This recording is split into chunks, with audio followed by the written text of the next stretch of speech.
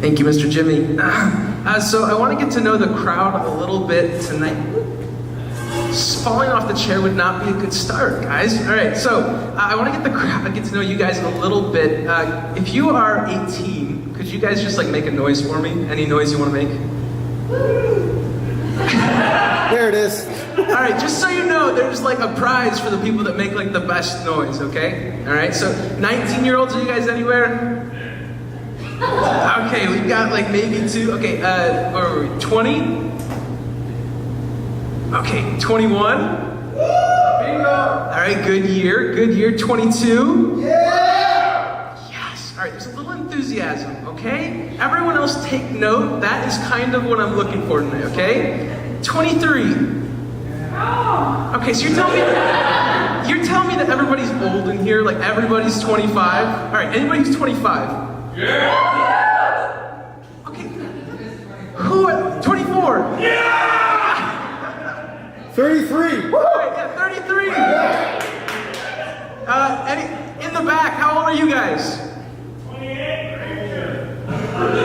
Eddie? 21. Alright, so, guys, can you believe it? It's my first time at 18 to 25s. And I was really thinking through, like, hey, how should I say, like, welcome, and, like, how should I start to kind of get to know you guys? And in, like, my normal routine, I'm usually speaking on Sunday mornings, so usually I say, good morning, everybody, and, like, my middle school is like, yay, oh my goodness, Ben is the coolest person ever, what's up? Hey, Ben. So, like, they're super excited, and my high schoolers are like, oh, what's going on? Like, good morning, how you doing, right? So, like, these are the different groups. So I'm gonna say good evening, right? And I wanna see what your guys' response is, okay? Are you guys ready for that? Can we do it? All right, ready? Good evening, everybody. Okay, I'm gonna rank you somewhere between middle school and high school, but I'm not gonna tell you exactly where you rank. One second. Gonna get my thing propped up here. All right. So, yeah, this is my first time at 18 to 25s, which is kind of like a shameful statement for me. I was super excited when Jimmy said, hey, yeah, you could totally come speak 18 to 25s. Because I am 22 years old. Any 22-year-olds? Where are you at? Yes, okay. So I'm 22 years old right now, which means we're in the prime of life. Like, this is the best time for you to be alive. After this, it's just downhill, all right? Just kidding. Enjoy today. No, I'm just kidding. All right, so here's the deal. I'm 22. I'm gonna be 23 coming up here in not too long. But I'm just so excited, thankful, and blessed that I have the opportunity to be here with you guys this evening. I know that many of you, if not all of you, are like, who is this weird dude? All right? Who is this guy who Jimmy allowed up here, right? But for me, it feels like I'm with my people. It feels like I'm with the people who are my people. So I just want to thank you guys for giving me the opportunity to even be up here speaking to you guys. I want to start off tonight by sharing kind of something that I was able to do recently. I actually got to go to a concert, and I think we actually have a little video, so if you guys could play that video for me, that would be awesome.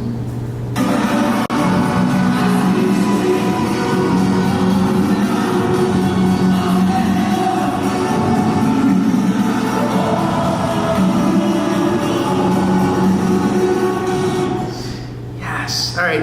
Any 21 Pilot fans? Okay, no. Any 21 Pilot fans anywhere? I had a little, yes, I'm kind of a, no, any like no 21 Pilots fans, this is unbelievable. I am like the biggest 21 Pilot fan in the world, I'm convinced, all right? So I got the opportunity to go last night and hang out there. I'm gonna clear the air here. Ladies, I am taken, I'm so sorry. You can actually throw the screen, yep, there we are. So this is actually the love of my life up on the screen. And then there's also a picture of me and my fiance, so that's cool too. But yeah, this is Kylie. We have been engaged for over a year now, which is like what's taken us so long, right? But we are waiting until she gets out of school. What was that? Are you talking about Pan and Jim? Yeah. Oh, yeah. What? Don't compare me to Roy. Who are you? Jimmy, you're gonna need to take this, all right? Okay. Anyway, 21 21 Pilots, that's where we were before we were so rudely interrupted, all right? I am the biggest 21 Pilots fan ever, all right? And I got to go see them live, which for me is like the best thing that could happen, right? And I am sitting at this 21 Pilots concert, I am singing louder than I have ever sung in my entire life. And I know that sounds like I'm just making stuff up because I'm up here talking to you guys. I sang the loudest I have ever sang in my life, all right? I was screaming and I was trying to be just loud enough where I felt it in my soul, but I was trying to be just quiet enough where the people around me wouldn't hate me, okay? So there's a balance you have to walk there. But I was having a great time. And about halfway through this concert, I started to feel like my throat getting a little bit sore because I've been yelling the whole time. They don't usually do a whole lot of screeching or yelling in their music, but when I sing, it sounds like screeching and yelling. So I'm sitting there and I just realized, man, I am so thirsty. I am so thirsty.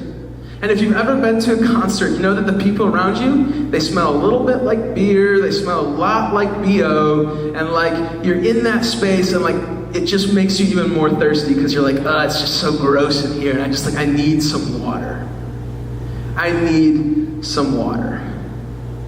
And naturally, fans, so I'm not gonna go out during a song and go to the line and get a drink, so I sent my fiance to do that for me.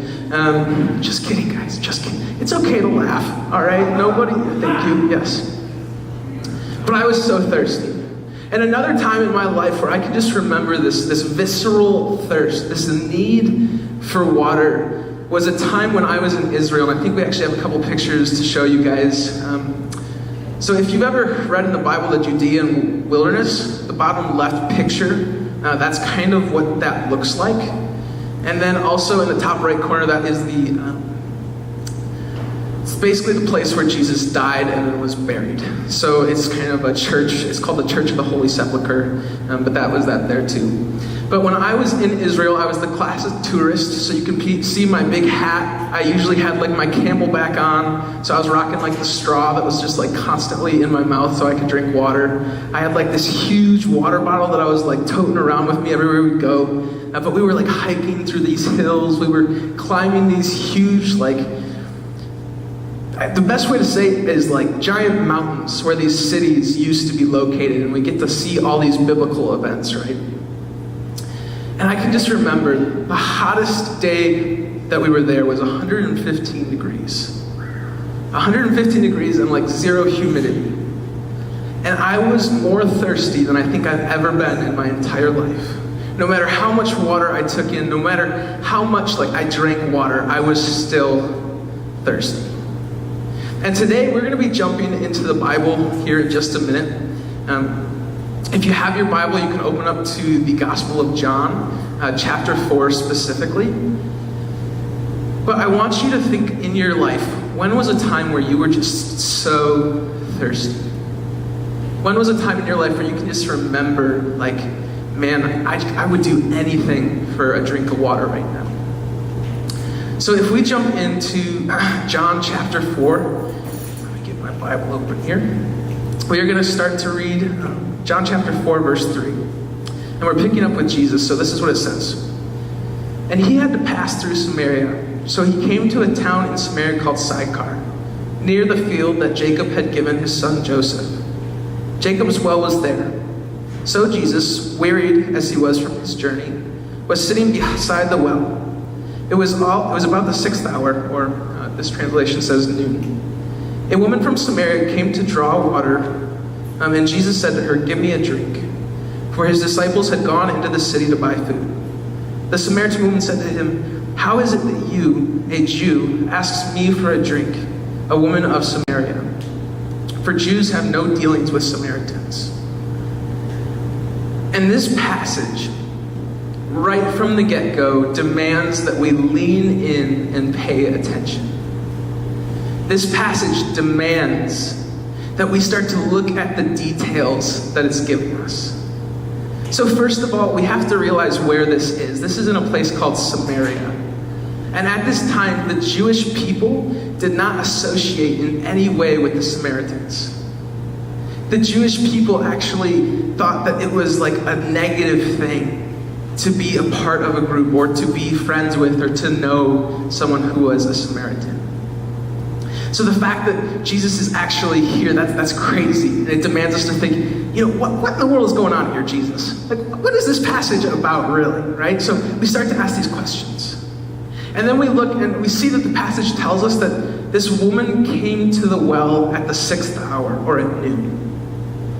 And again, we have to stop because we know that women at this time would only come to the well in the morning early, and they would come to the well at night.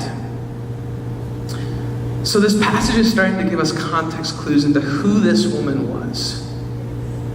This passage is starting to give us context clues of what this woman was like. And what we realize here, because we know when she came to the well, is that this woman was probably a social outcast.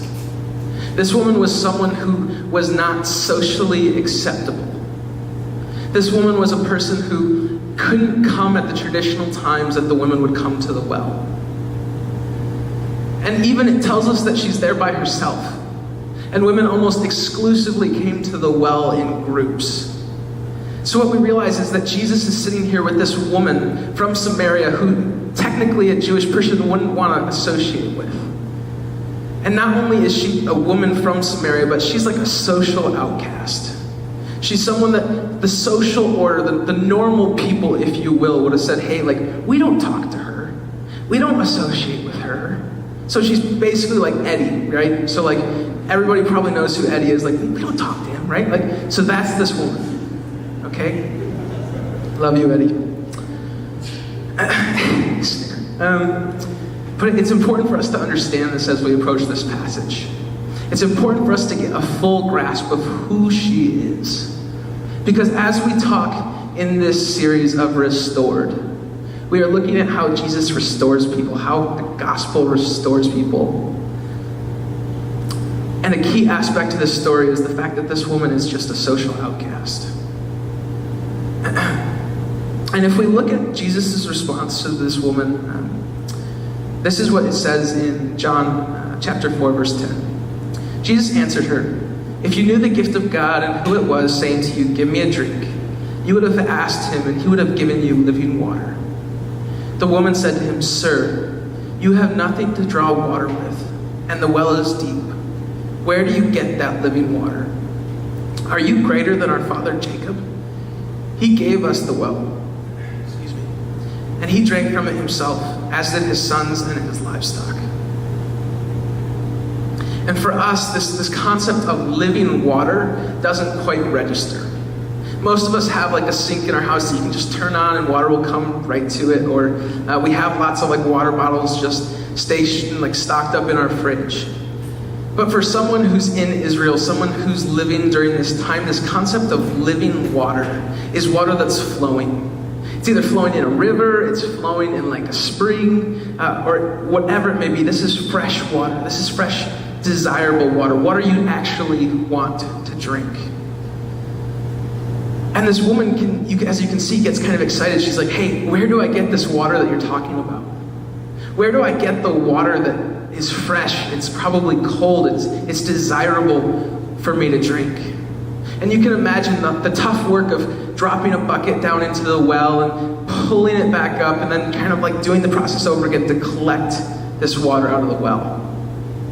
So she believes that Jesus has given her an alternative, a way that she can draw water without actually having to go through all of this work. And I think oftentimes, like this woman, we kind of come to Jesus and we're concerned with like these horizontal needs. These horizontal things in our life that we need fixed. For some of us, maybe it's like, "Hey, I just don't have any money," right? Like, "Oh, that's me." Anybody else? Like, "No, don't worry, I'm just kidding."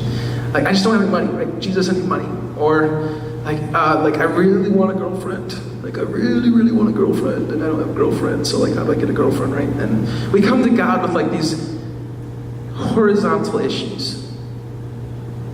And what we don't realize is in this passage, Jesus is actually trying to get us to focus vertically. Focus on who God is and what he has and can offer us. And what I think is super interesting is how this passage continues. So we'll jump back in. So in verse 13 it says this. Jesus said to her, "Everyone who drinks of this water will be thirsty again." He's talking about the well. "But whoever drinks of the water that I give him will never be thirsty again. The water that I give him will become in him a spring of welling up to eternal life." The woman said to him, "Sir, give me this water so that I will not be thirsty or have to come here to draw water." And you can imagine this woman in Israel just parched for water, just like so thirsty that it's like a visceral feeling within her that she's so excited about this opportunity to get water. And this is what Jesus says in verse 16. He said to her, "Go call your husband and come here." The woman answered him, "I have no husband." Jesus said to her, "You are right in saying, 'I have no husband,' for you have had 5 husbands, and the one you have now, the one you're living with now, he is not your husband. So what you have said is true." And the woman says, "Sir, I perceive that you're a prophet," right? So I want to ask you guys a question. Because it's obvious in this story that this woman is living a messy life, right? She's this social outcast. She's coming to the well by herself at a time that she's really not supposed to come to the well. She's a social outcast, and she's had 5 husbands, right? So that means that her husbands have either died or she's been divorced 5 times, and now she's living with a dude who's not her husband. And I have to ask you guys, what area of your life is messy? What area of your life is messy? And maybe it's not quite to the level of like, oh, well, I've had 5 husbands and now I'm living with a dude who's not really my husband. Like, maybe it's not to that level, right? But what area of your life is messy? One of the great hopes that we have as Christians, one of the great things that we can hold on to, is the fact that Jesus comes to help those whose life is messy. Jesus comes to this world. He came to earth to help those whose life is messy. So when I look at you guys and I'm like, wow, these guys are definitely have messy lives, right? No, I'm just kidding, but I have one. So I'm sure that you guys have some sort of mess in your life too. I'm sure that there is something in your life that you can consider messy. And one of the beautiful truths is that he can transcend social barriers. He can transcend gender barriers. He can transcend racial barriers, socioeconomic barriers. Any barrier that you can think of, Jesus can transcend that. And it does not stop him from helping to fix and helping to restore the messy parts of our life. But what I think is super interesting is in this passage, this woman immediately tries to change the subject when Jesus brings up her husbands. She's like, okay, well, my people say that we should worship over on this mountain, and your people say we should worship over on that mountain, so which one's true? And what she's trying to do here is change the topic. Because for us, I think it can be really easy when we come to Jesus, to come to Jesus expecting the good things. Oh, when I come to Jesus, I'm going to find hope. When I come to Jesus, I'm going to find peace. When I come to Jesus, I'm going to find love. I'm going to find fellowship. I'm going to find all these things that are enjoyable and good and things that I desire, right?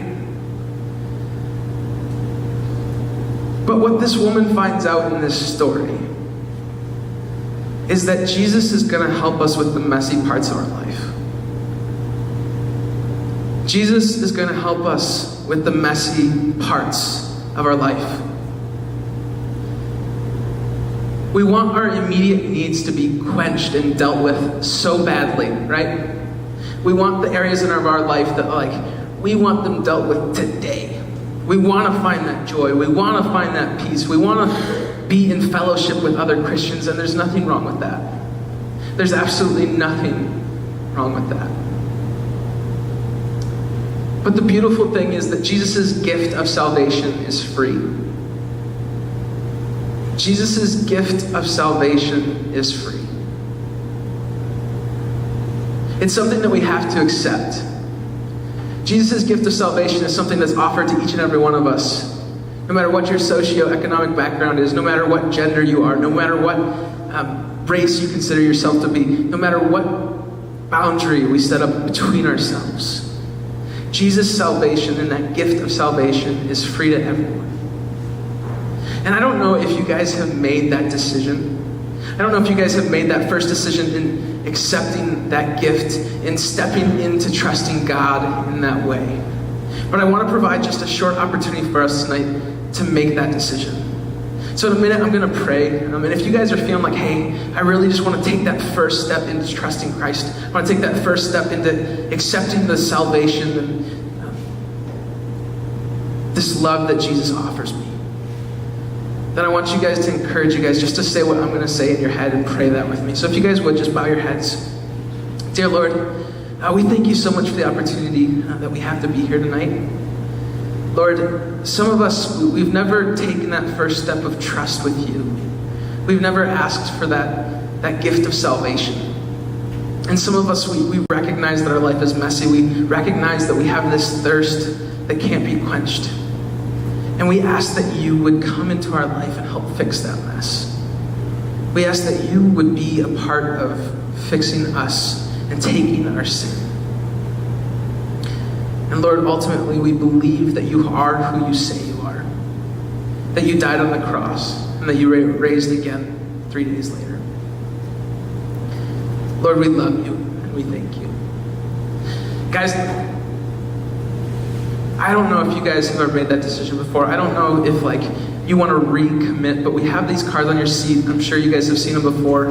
If you check the box that you made that decision for the first time or that you're recommitting, it helps us get you guys materials. It helps us get you guys connected in different areas of the ministry around here and the church in general. So if you fill those out and just kind of turn them in the little box in the back, that can help us out a lot just to keep you guys connected. But once we've made this decision for Christ, once we've accepted that gift of salvation that Jesus offers us, we have the opportunity to pursue Jesus deeper. We have the opportunity to pursue Jesus deeper. So I want to challenge you guys to a couple things that I think can help us to do that. The first thing is this. We need to desire a thirst for God.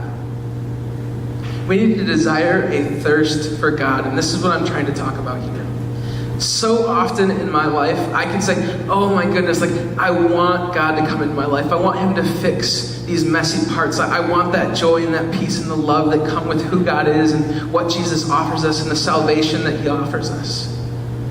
But for me, once I've accepted that gift and I check my prayer life or I check my devotional life, and it doesn't match up with the thirst that I desire to have.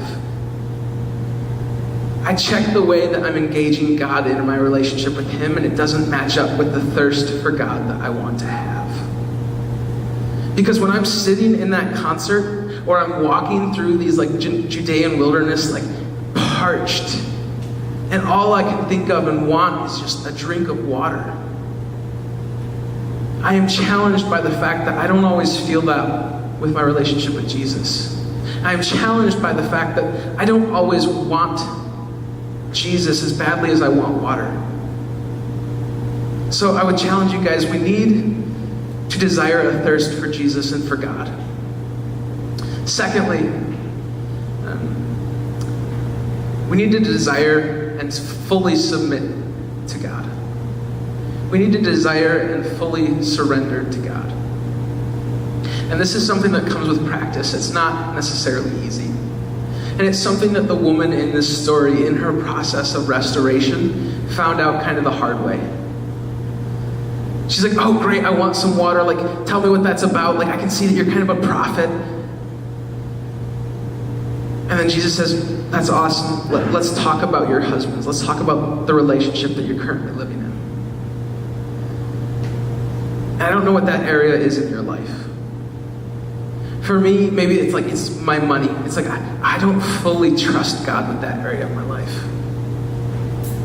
Maybe for you, it's a relationship that you have. with a boyfriend or a girlfriend or a fiance or whatever that may be. Maybe you have trouble surrendering that fully to Christ. Or maybe that area is like your school life. And you have trouble fully surrendering that to Jesus. You have trouble fully giving that over to God. But I want to challenge you guys, what is that area in your life? What is that area in your life that you have trouble fully surrendering to God? Because it can be so easy for us to run to Jesus and say, Lord, I want that peace, I want that love, I want that joy. And I think in this passage, this woman finds out that, hey, salvation is free, it's free to everybody.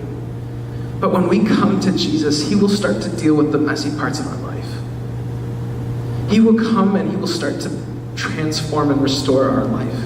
Sometimes in ways that we don't always expect. Sometimes in ways that we can't fully see the result of. Sometimes not always in the order that we wish that he would. Guys, if we do these things, Jesus will start to come in and transform our life in ways that we don't expect. He will start to come into our life and transform who we are, what our values are, how we approach our relationship with him, and ultimately lead to our restoration, lead to us being restored more fully and more deeply in who Christ is. And I want to encourage you, next time you guys are thirsty, next time you guys think, wow, I really wish I could go to like Starbucks and get like, I don't know, what do you guys get at Starbucks? Who said water? Don't you do that to me. Or like a real Starbucks drink, come on. Anybody? All right, pumpkin spice latte, all right? No one's fun. Next time you're like, oh, I just really so thirsty for that thing, right? I want to challenge you. Use that opportunity to stop. Use that opportunity to think, man, am I thirsting for God in my life? Am I thirsting for God in my life? Because I know that I need that challenge. I need that challenge in my own life. Guys, let me pray for us, all right? And then we'll get out of here.